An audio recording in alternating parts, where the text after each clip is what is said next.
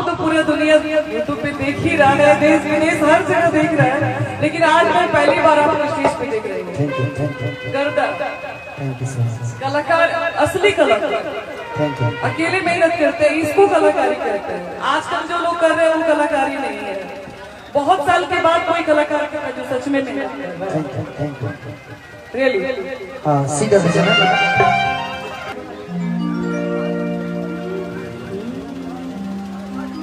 इतना सुंदर और इतना सुंदर गा रहे हैं, इनकी तारीफ में क्या बोलूं, लेकिन है बड़ा छुपा रुस्तम, ये सब नहीं जान पाएगा।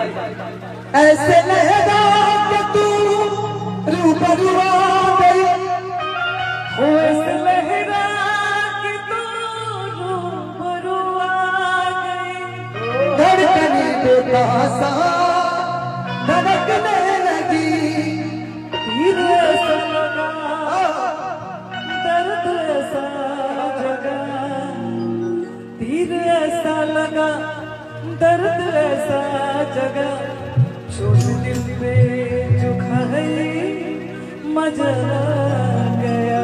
देखिए मैं चाहता हूँ कि अब हिंदी तो होगा, लेकिन एक बार इसको पल्लू बोल लीजिए। मैं माफी चाहता हूँ, एक बार ले लीजिए। पुरान चाउर हो। हाँ टाइगर बिस्कुट कि छोड़ी गवना हरी में हरिया, पल्लू के कपार ले ली।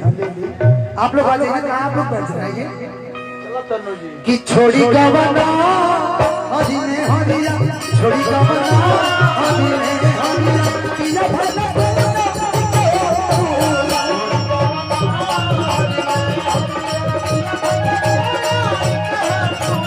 छोड़ी गवना हरी में हरिया। का कही तय अपना बारे में पियवा,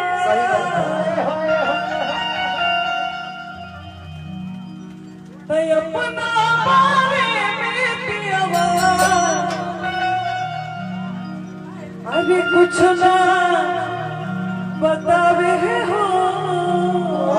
एक बच्चा मेरा भिड़ल भर, हम का करें? अच्छा नहीं तो आप रहिए ना, बिना आपके वजह भी नहीं आएगा। तू अपना बारे में पियवा, कुछ ना बतावे हो, अपना बारे में पियवा, कुछ ना बतावे हो। हमरा से जाने काटी की निगाह सदाए हो, हमरा से जाने काटी की निगाह सदाए हो।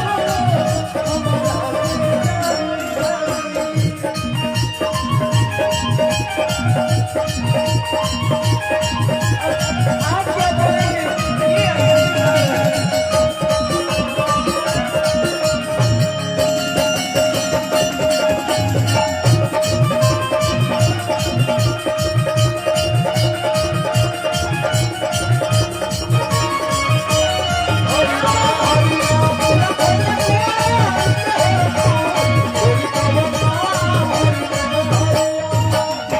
ये यहाँ जाने का अपना बारे में पीला कुछ ना बताओ, लेकिन हम कहते हैं अब तक और बंदी है, सुंदर बंदी है।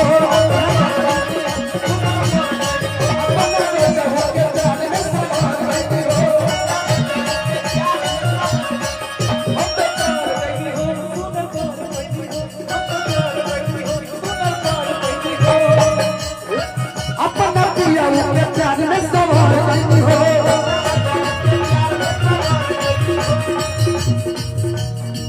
एक खुशी रहे लगवा, एक खुशी रहे लगवा, पगड़िया दुलारे, हाय हाय पगड़िया दुलारे, हाय हाय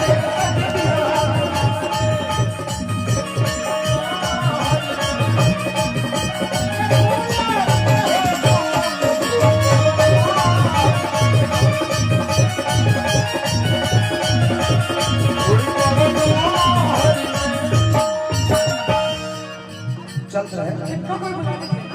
दीपिका जी का बुलाइए, दीपिका जी का बुलाइए। हरि कवनी सोती